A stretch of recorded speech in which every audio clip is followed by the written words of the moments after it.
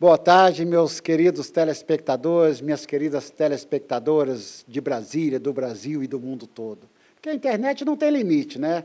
Com a internet, aonde a gente estiver, você vai estar também. Seguindo aquele trabalho que nós estamos fazendo para homenagear os 60 anos de Brasília, hoje nós vamos entrevistar uma pessoa que é praticamente o filho de Brasília. Vocês vão conhecer a história agora de hoje um político, mas um político que passou por várias etapas da sua vida. E esse político é hoje o senador Confúcio Moura. Boa tarde, senador. Boa tarde, Fayad. É uma satisfação muito grande te conhecer, a sua equipe também. E também falar para o seu programa muito especial, A Voz de Brasília, onde você, não sei como chegou até aqui a mim, né? Eu fico assim, surpreso e agradecido por você me colocar na sua lista de entrevistados em comemoração aos 60 anos de Brasília, né? que breve será realmente comemorado.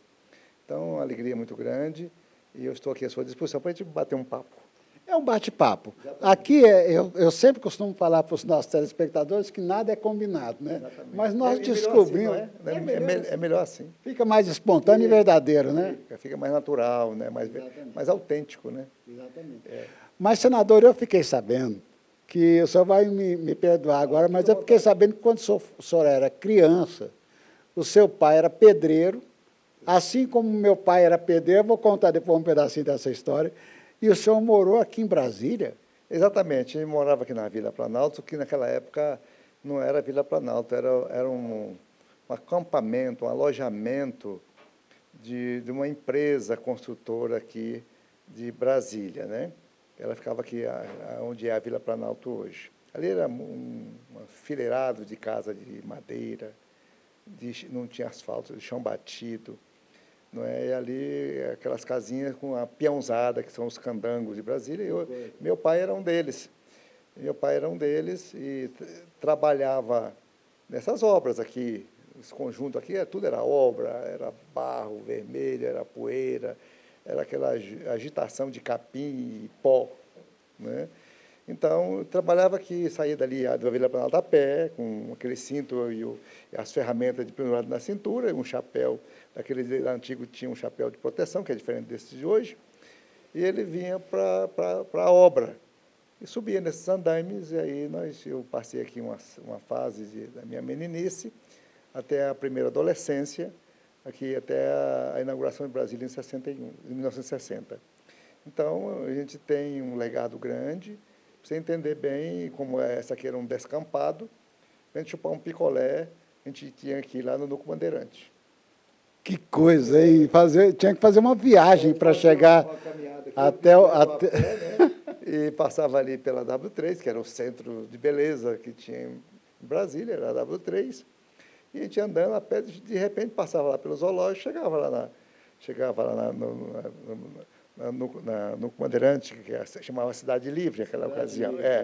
Então, crescemos aqui, meu pai ficou, depois nós fomos, voltamos para Goiânia, e Anápolis. Meu pai era um cigano, né, que ia, voltava, como esses profissionais que vendem serviço. Então, eles vão para onde tem obra, eles vão andando, né? Igual barrageiros, dessas barragens de hidrelétrica, onde tem uma barragem, está lá o barrageiro. Meu pai era assim também.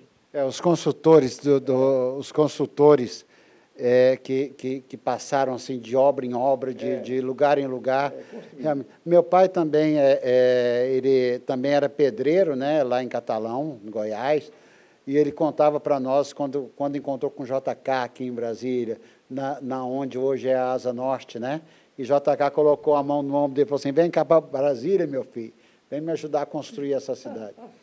Meu pai contava essa história, está relatada no livro que a minha irmã escreveu, eu também estou fazendo os relatos, para contar, mas isso é outra coisa. Depois, coisas pessoais a gente conta depois.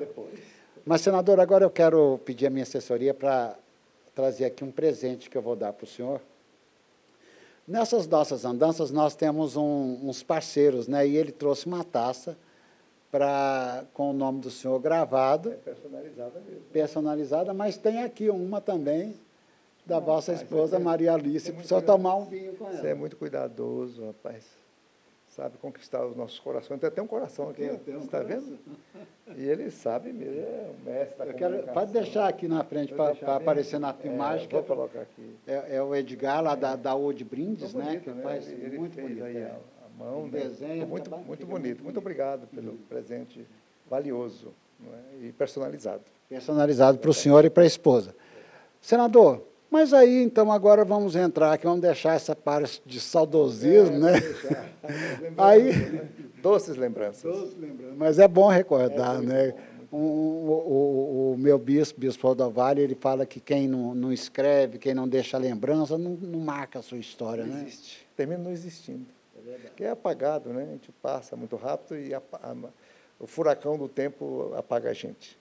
É verdade. Senador, aí o senhor foi parar lá em Tocantins, né? E lá o senhor começou uma saga política. Eu queria que o senhor contasse para os nossos telespectadores como é que foi essa história, depois o senhor foi parar de Tocantins para Rondônia. Conta um pedacinho para nós aí dessa... Eu nasci do Goiás,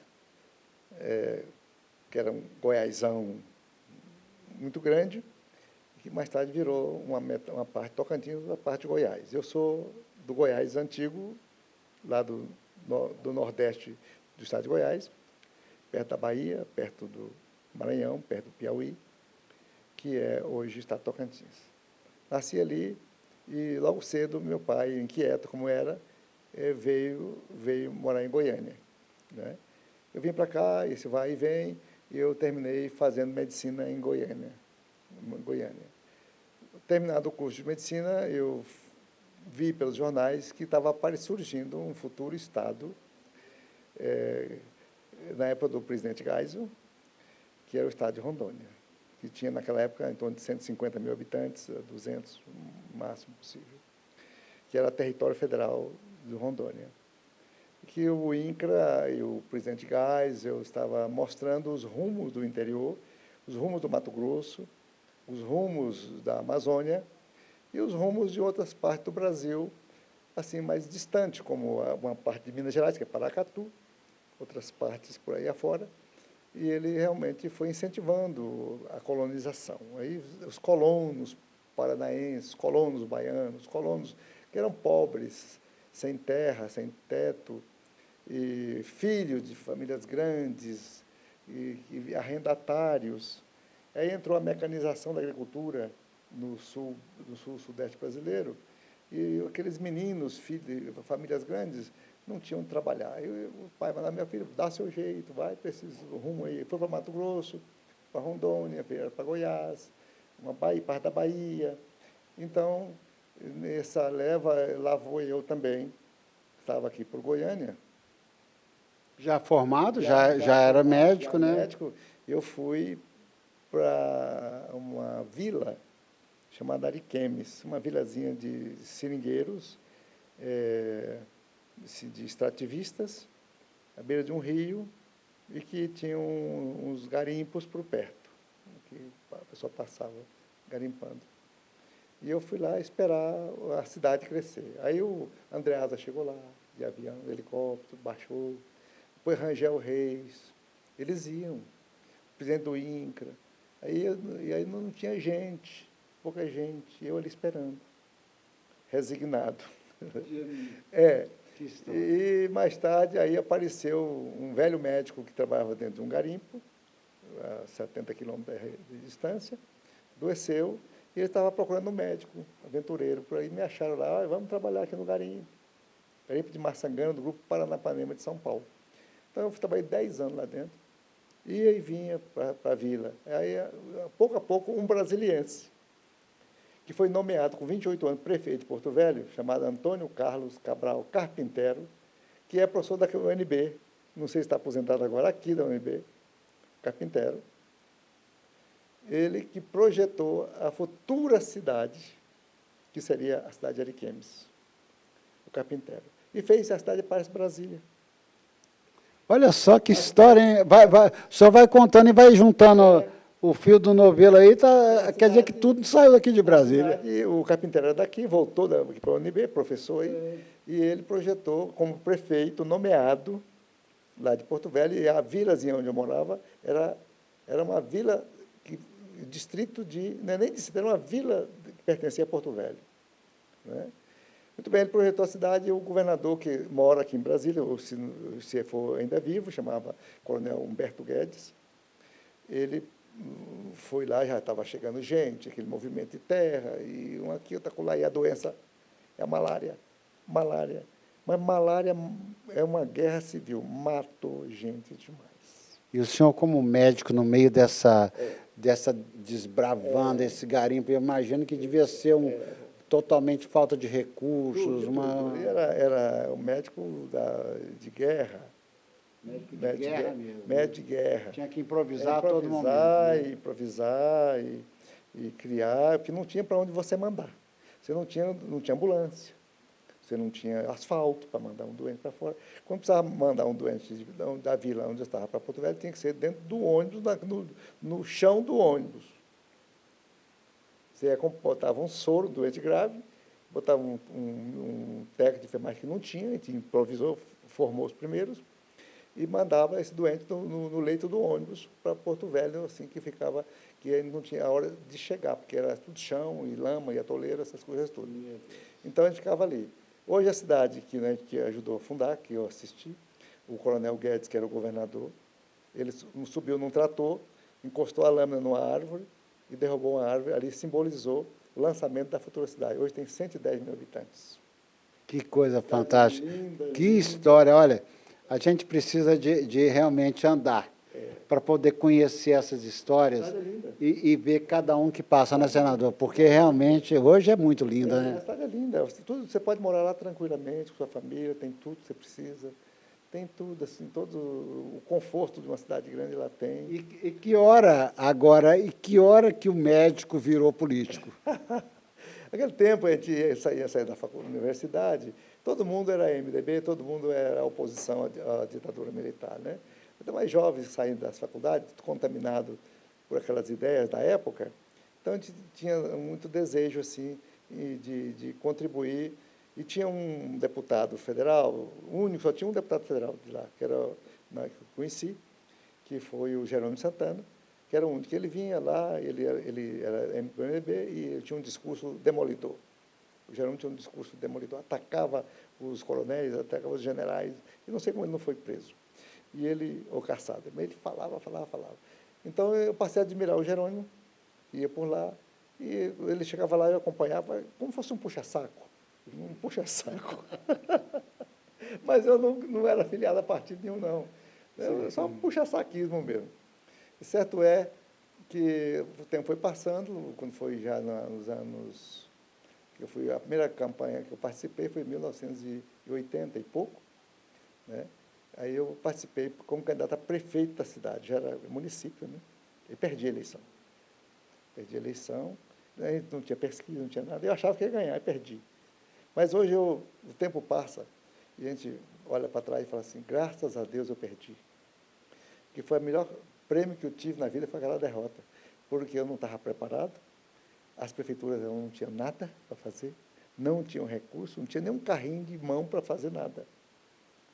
E todo mundo começando a vida, e tinha tudo para fazer e ainda não tinha condição de fazer. Então, foi uma bênção divina eu ter perdido a eleição, aprendi. Às vezes, senador, a gente que fala essa palavra, às vezes a gente não entende os desígnios de Deus, mas a lição que o senhor está dando aqui, ali para os nossos telespectadores, isso é muito importante, para que você saiba que, às vezes, Deus permite algumas coisas para o nosso bem. É difícil compreender, né, senador? Mas depois que você entende que o tempo passa, que você entende, nossa, que bom que não aconteceu daquela forma. Maravilhoso, eu não me sentia... Se eu fosse prefeito, não tinha sido... nenhum sucesso. Tinha feito um bom nada, trabalho, de maneira nenhuma, estava morto ali mesmo. Não, eu perdi a eleição, naquela hora eu fiquei assim, entristecido, mas o tempo foi me explicando, eu fui entendendo, foi maravilhoso. Aí depois dessa campanha, eu ocupei um cargo de secretário de Estado da Saúde, já no governo Jerônimo, que foi governador do Estado eleito. O meu puxa-saquismo valeu a pena. Ele me convidou, eu fui ser secretário de Saúde, e aí eu comecei as disputas, fui prefeito da cidade 2 vezes, fui deputado federal 3 vezes, colega do Patriota. Vamos mandar um abraço para o Gonzaga, patriota. Não posso deixar de dar um abraço nesse pernambucano querido. É o rei de Petrolina. Né, que nós estamos aqui. Rei de Petrolina. Olha aí, Gonzaga. É o rei de Petrolina, ele é o rei de Petrolina. É o rei coroado de Petrolina. E nós vamos trazer ele para cá, viu, para o Senado, viu? Ele fala que ele não quer vir para o Senado, não, que o Senado é lugar de gente velha, que ele é muito novo ainda. Mas ele encaixa, está na hora dele vir para cá, porque a experiência chegou lá e parou, né? Verdade. É o Gonzaga Patriota, ele é amado.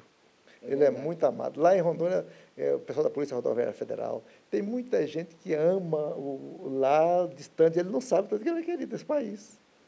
Né? O patriota, ele é querido. Está vendo aí, né, deputado? Queridíssimo, né? Uma pessoa maravilhosa, generoso, gente boa, né? E aí, senador, o senhor foi passando por essas andanças aí na política, e depois dessa derrota lá para a prefeitura, nunca mais só perdeu uma eleição, chegou a governador, 2 mandatos como governador, depois aí veio para o Senado, eleito no Senado, segundo colocado pelo Estado. Exatamente. E agora vamos falar um pouquinho aqui do Senado agora? Vamos porque nós estamos aqui em Brasília, nós vamos falar aqui para o povo o que se passa aqui dentro, porque às vezes o telespectador, principalmente aquele que está mais longe, ele não sabe o que se passa. Então, o seu primeiro mandato aqui no Senado, o que o senhor tem feito aqui no Senado? Na chegada, mesmo com a minha idade e a experiência de muitos cargos, eu estou aqui debutando, sou novo. Mas com muita bagagem. Eu sou muita novo velho, né, aqui, né? Então, quando você chega assim no Senado, numa instituição nova, o que a gente tem que fazer é ser humilde, muito humilde. A gente não pode atropelar as lideranças consagradas. A gente tem que deixar o espaço do tempo, as oportunidades chegam para você gradualmente. Não precisa você atropelar ninguém. Você não precisa passar na frente de ninguém. Então, a minha primeira etapa desse ano foi fazer um bom relacionamento com os colegas, ficar conhecido com eles, né, sempre sendo bem cordial com todos, né, para a gente poder estabelecer uma relação muito boa com os companheiros. Mas eu vejo que o senhor está falando que está debutando, mas eu vi que a sua assessoria já colocou 2 folhas aqui cheias de projetos de lei, de PEC. O senhor tem trabalhado bastante aqui, né? A gente participa das comissões ativamente, né, de 3 comissões ativamente, relata muitos projetos de outros senadores, apresenta nossos projetos também, aqueles que chegam, não são todos nascem de mim, mas nascem das pessoas que solicitam lá do Estado, que dão sugestões para a gente, nas visitas, a gente vai trazendo, vai colhendo e vai apresentando as propostas, né? Eu sei que mudar uma emenda constitucional não é fácil de você mudar a Constituição, e nem deve ser fácil, porque a Constituição é sólida, você não vai poder, todo dia você vai mudar a Constituição, né? Então, ela deve ser, você pode mudar a vírgula da Constituição, acrescentar uma palavra aos tempos, mas mudar a Constituição não é assim. Então, você vê a Constituição americana, em tantos anos, recebeu poucas emendas até hoje, dificílimas, né? Então, não se pode mudar as leis de uma... Dentro dos PL que o senhor tem apresentado, relatado, assim, qual que o senhor considera que é mais importante nessa sua gestão? Nós temos a rotina das comissões, onde os senadores iniciantes mais conseguem ficar conhecidos, porque no plenário temos nossos líderes. Os líderes, no nosso caso, Eduardo Braga, ele que faz o encaminhamento. Nós seguimos o líder do nosso partido. Segue o líder, né? Ali, eu estou vendo ali Pega aquela bandeirinha ali, por favor, ali, ó. Aqui. Tá vendo aqui? Aqui, ó. Segue o líder. Segue o líder aqui. Não é à toa, não. Não é à toa quem falou que o Eduardo aí, ó. Segue o líder. Vamos deixar. Não, vamos deixar aqui. Seguir o líder é mais fácil, né? Então, já nas comissões, a relatoria é muitos projetos importantes na área ambiental, nas áreas das emissoras de rádio. O senhor ganhou minha simpatia com a bandeirinha agora aí. Aqui, ó, isso é um timão fantástico. Isso aqui, quem ama, quem odeia, né? Mas ainda bem que a maioria ama, né? Flamengo. Senador, vamos falar de coisa séria agora, vamos deixar a brincadeira de lado ali. O senhor acha que o Congresso, o presidente Bolsonaro também está debutando como presidente, né? Tem uma larga experiência na Câmara, teve uma larga experiência na Câmara Federal, mas o senhor acha que a gente está vendo que o governo, que o Congresso está acompanhando a evolução do país, essa nova tendência do país, essa quebra de paradigmas. O senhor acha que o Congresso realmente vai aprovar todas as reformas que o Brasil necessita? A dupla é boa, né? O Rodrigo Maia e o Davi Alcolumbre, uma dupla de jovens presidentes, de novos líderes, que tem, assim, ele faz um bate-bola muito bom. E com a situação do Bolsonaro, essa de ele se distanciar um pouco do Congresso, embora tenha saído do Congresso Nacional, ele deixou um espaço muito grande para o crescimento da Câmara e do Senado. E o Davi, tanto o Davi quanto o Rodrigo Maia, têm assumido esse papel muito de vanguardista de ser um primeiro-ministro. Eles têm um trabalho que eles pegam uma reforma da Previdência e o Rodrigo fala assim, hoje ainda não está maduro porque não temos maioria, mas ele vai esperando, aí ele constrói a maioria, põe a votação e ganha. Ele sabe conduzir o processo e ele tem um respeito muito grande com os 27 partidos, que não é fácil você trabalhar com 27 partidos. É uma coisa desumana. Mas só ele consegue fazer esse trabalho grandioso. E o Davi, aqui também, é mais fácil, porque tem menos partidos, e ele também está conseguindo, porque ele é muito humilde, ele é muito jeitoso, e conseguindo também dar andamento. Então, a primeira reforma que devemos votar amanhã é a reforma da Previdência, né, que ela talvez, se tiver algum destaquezinho, vai para depois da manhã, quarta-feira, e aí liquida essa reforma, que ela é importante, aí entra outra reforma, que entra a tributária, e até o fim do ano não tem grandes mais novidades, é só votar agora orçamento, fechar o orçamento de 2020, e aí sim, eu acho que cumpriu um grande papel esse ano aqui, que foi muitas propostas e muitas medidas provisórias desenvolvidas, outras foram devolvidas. O Davi teve a petulância de devolver uma medida provisória sem votar aqui para o presidente. Devolva-se. É demais isso. Olha, realmente como o senhor falou, são dois líderes, né, que com experiência. Quando o Rodrigo Maia foi eleito lá na Câmara, eu estava lá no plenário, eu cumprimentei e falei assim, parabéns. Ele falou assim, mas a votação não acabou. Eu falei assim, mas o Gonzaga disse que você vai ganhar. E o Gonzaga era o decano da Câmara, né? E ele deu aquele assustado, assim, mas realmente ganhou de lavada lá. E o Davi também ganhou aqui, né? Davi Alcolumbre. Tivemos com o presidente aqui lá na Embaixada de Israel, onde ele foi homenageado lá também pelo embaixador de Israel no Dia Nacional de Israel. E a gente está vendo que realmente eu fico feliz, eu creio que você que está assistindo essa entrevista também fica feliz de saber que o Brasil está andando. E que vai andar, né, senador? Nós necessitamos que o Brasil ande. O Brasil, nós já temos esse processo, você deve ter pego, eu sou mais velho, eu acho que tem 40 anos de crise, de décadas perdidas. Aí de 70 para cá, se você for intercalando, você termina tendo 40 anos perdidos no Brasil, que não valeu nada. Né? Foi como se o Brasil não vivesse esses anos. Não houve crescimento, não desenvolveu educação, piorou a questão de violência, e, enfim, uma série de outros fatores que puxaram o Brasil para baixo, né? Para uma crise sistêmica hoje, que, na realidade, o desajuste das contas públicas brasileiras é horrorizante.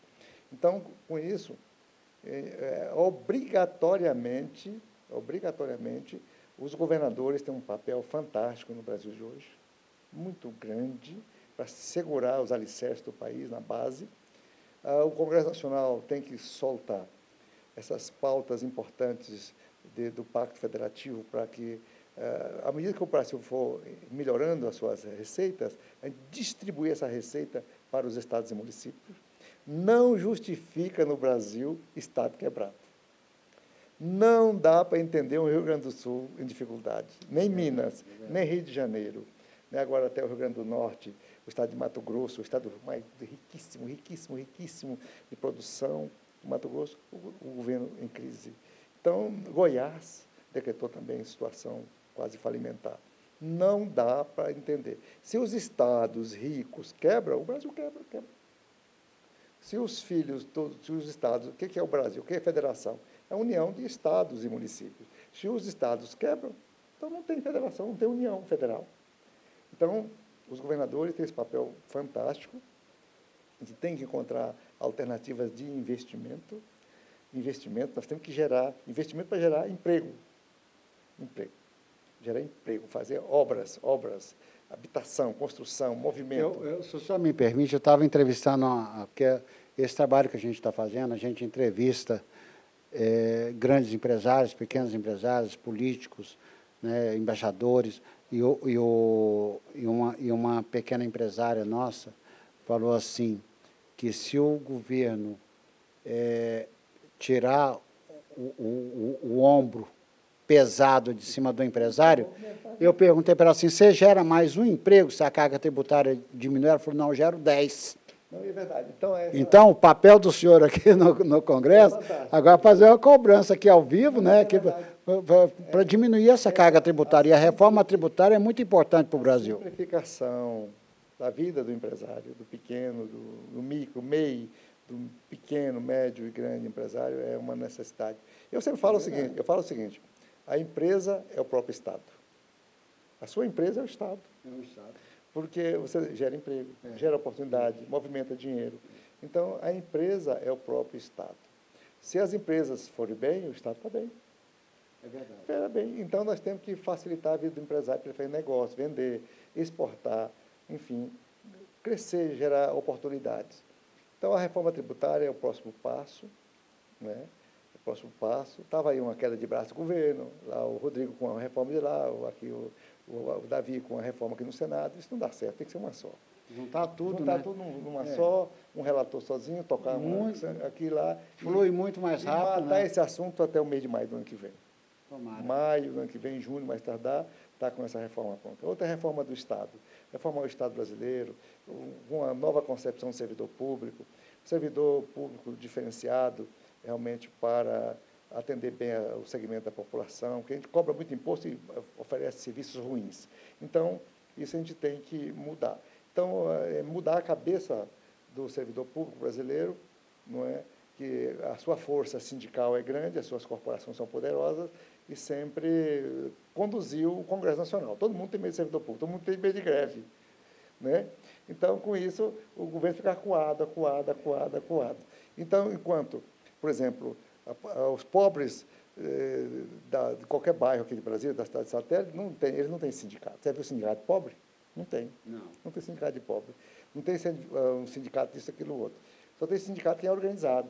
Quem tem poder para reivindicar dinheiro, para fazer movimento na rua, comprar bandeira, fazer faixa, pagar comida, só para dar vaia. Pagar a claque, né? Para dar vaia em senador, vaia em deputado, jogar pedra, jogar tomate. Então, isso tudo vai dinheiro.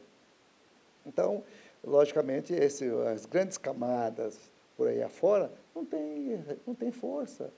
Eles são passivos. Eles aguentam o quebra-pau de cima para baixo e eles ficam lá igual um sapo embaixo do pé de um cavalo. Entendeu? É uma situação muito complicada. Então, é isso que tem que fazer. Realmente destravar o Brasil e fazer crescer. E eu espero que o senhor aqui no Senado, agora que o senhor está aqui, agora que veio para cá, que conhece a base, porque o estado de Rondônia não é um estado rico, o senhor conheceu a base, conheceu a estrutura, que o senhor possa fazer esse trabalho. Mas, senador, eu não vim aqui falar de política. Então, vamos falar um pouquinho de Brasília agora, então, está certo? Primeiro, eu queria que o senhor mandasse um recado para Brasília, que vai completar 60 anos. Eu mostrei o trabalho para o senhor, queria que o senhor falasse sobre esse trabalho que o senhor viu, né, que a gente está construindo aqui para fazer um projeto cultural para Brasília, que compreende o almanaque dos 60 anos, os concursos de poesia, de redação, de música, uma porção de coisas que a gente está fazendo para homenagear Brasília, que vai completar 60, essa jovem senhora, né? Falar de Brasília é falar de nós todos, né? Brasília é um orgulho para nós, é um uma visão deslumbrante de um homem sonhador, utópico, que era Juscelino Kubitschek, e no meio do nada construiu uma capital, né? E essa capital foi construída pela mão dos candangos nordestinos, de todos os cantos do Brasil, que vieram para cá e aguentaram pesado as latas de concreto na cabeça e subindo andames daqui e dacolá e construíram essa cidade encantadora, muito bem traçada, fantasticamente incomparável e diferente de todas as demais cidades do mundo. Brasília tem uma cara própria. Ou você gosta ou você não gosta. Mas quem chega estranha de imediato, algum tempo, que parece uma cidade que ninguém dá bom dia nem boa tarde. Mas com o tempo você passa a amar a cidade como ela é. Né? O seu concreto, o seu jeito, as suas distâncias, as suas cidades satélites, o seu eixo monumental, simbólico, como fosse o centro de tudo. Não é? Brasília tem o seu próprio, como é que eu falo, a sua própria gravidade, o seu próprio movimento. Ela é um espetáculo. Embora eu estou em Rondônia, mas eu tenho raízes fortes de infância aqui em Brasília. Minha família tem família que mora no Gama, tem família em Sobradinho, tem família em Ceilândia, tem família em Samambaia, tem família, primos meus que enchem Taguatinga. Não, então a gente vai lançar o senhor senador para o Brasília na próxima, viu? Então, eu saio daqui, eu vou lá no mercado de Ceilândia. Vou daqui lá fazer comprinhas lá de coisas nordestinas, lá no mercado de Ceilândia. Doce de buriti, que eu gosto, tapioca, comer um caldo, um sarapatel, tudo tem lá. Que maravilha. Pois é, então Olha, você está tendo uma aula de Brasília, né? Está vendo? Aqui em Brasília tem de tudo que você quiser, viu? Até lá no mercado de Ceilândia. Mercado de Ceilândia, a Feira do Guará, a Feira do Guará, ali o Ceasa. Eu sou comprado, eu ofereço comprinha lá no Ceasa. Eu gosto de gente, eu gosto de feira, eu gosto de movimento, eu gosto de grito. Então, são coisas bacanas. Eu gosto da rodoviária. Quando eu era menino, o que eu mais adorava na rodoviária era subir a escada rolante. É mesmo? Eu adorava subir aquela escada rolante. Para mim, aquilo era uma delícia. Subia, descia, subia. E comia caldo de cana com pastel? Ah, exatamente. Isso aqui é o menino, aquele poeta de Brasília, o Nicolas Ber. Ele é um poeta de Brasília por excelência. Ele descreve a rodoviária, ele descreve o caldo de cana com pastel, ele descreve todo... O champadeiro, né? Ele descreve a poesia de Nicolas Ber, que é um poeta nosso aqui, de brasiliense mesmo, ele é de fora, mas já é um brasiliense. Ele quer conhecer Brasília, lê as poesias de Nicolas Ber, né? É incrível. Olha aí, já vou deixar para a minha assessoria aí para pegar o telefone do Nicola depois com o senador para a gente fazer uma matéria com ele também, hein? Nicolas Ber é fantástico, vocês vão adorar. Ele vai dar um show aqui para você no seu canal, você vai ver como ele vai ser agradável e todo mundo vai se encantar com ele, né? Então, eu falar de Brasília, eu tenho assim, para mim hoje e sempre, Juscelino sempre será o maior presidente. Olha só, um abraço aí para Ana Cristina, Paulo Otávio, né, que estão na condução do Memorial JK, né, que está fazendo um trabalho realmente muito diferente, muito bacana, porque nossa cidade é onde a gente mora, onde a gente vive. E eu sei que o senhor mesmo morando lá em Rondônia, o senhor já descreveu Brasília melhor do que muitos outros que moram aqui mesmo. Verdade. Brasília é realmente uma fantasia, né? Uma obra que a gente não pode... É um deslumbramento de Juscelino, e atrás dele tinha alguns loucos também imaginários de criação, como Lúcio Costa e Niemeyer, para fazer tudo isso nas mãos de Israel Pinheiro, um tocador de obra gigantesco e sério. Teve todos os dinheiros do mundo na mão dele, e Juscelino. Foi para o exílio e para sobreviver, teve que receber ajudas de muitos amigos deles, brasileiros, para sobreviver no exílio. Eu entrevistei o Alexandre Garcia, nosso jornalista, que mora aqui em Brasília, e ele contou uma parte dessa história, mas eu não vou deixar ele aqui, não. Vou convidar o senhor Eu vou convidar você, telespectadores, para ouvir essa entrevista, e a do Alexandre Garcia também, para que você conheça essa parte da história que o senador está falando aqui. Juscelino. É verdade. Então, por Brasília, eu tenho muita gratidão, muito amor. Eu posso dizer também que tenho porque Goiás, aqui tudo era Goiás antigo, né? Termino sendo um brasiliense.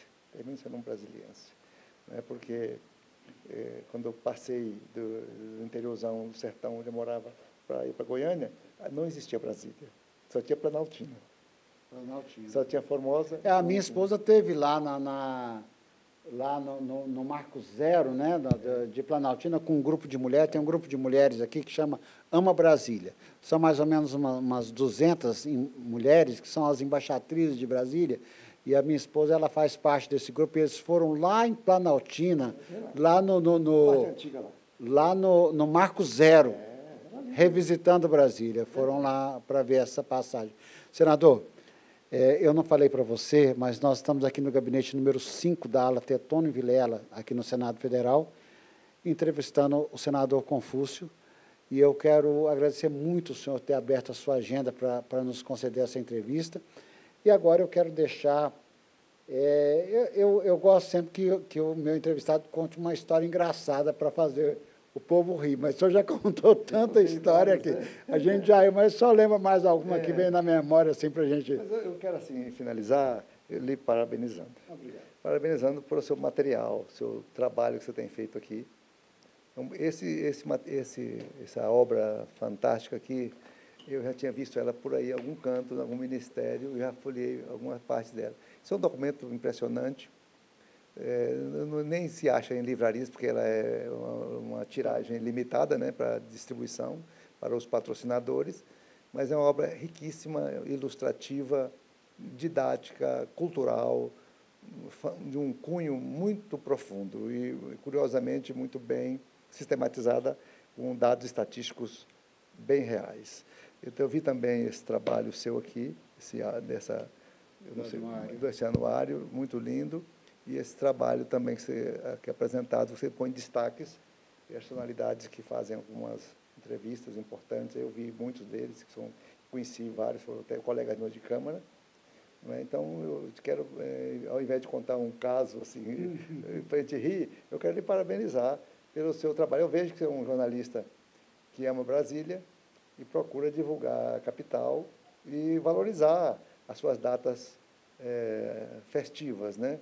E vale a pena. Então, eu acho que todo Brasília te ama também. Senador, agora o repórter, o entrevistador ficou tímido aqui, né, com tantos elogios que o senhor fez ao nosso trabalho. A gente tem realmente um esmero muito grande de fazer esse trabalho, porque é retratar a história, fica para a posteridade, né? O Anuário Brasileiro cheio de dados estatísticos, e o almanaque nós fizemos resgatando, fazendo pesquisas. É uma equipe muito grande de profissionais que nos ajudam, que nos dão a retaguarda para a gente fazer esse trabalho. Fico muito feliz do senhor ter gostado. E agora, todos os meus entrevistados recebem uma homenagem. E eu já presenteei o senhor com as taças, mas o senhor vai receber também um diploma de honra ao mérito. Esse diploma aqui está dizendo assim: a editora Voz de Brasília, Instituto Brasil Just, confere um presente diploma de honra ao mérito a Confúcio Aires Moura, pela sua entrevista para o documentário Brasília há 60 anos, um diamante lapidado. A minha esposa assinou, e agora eu vou botar também a minha rúbrica aqui.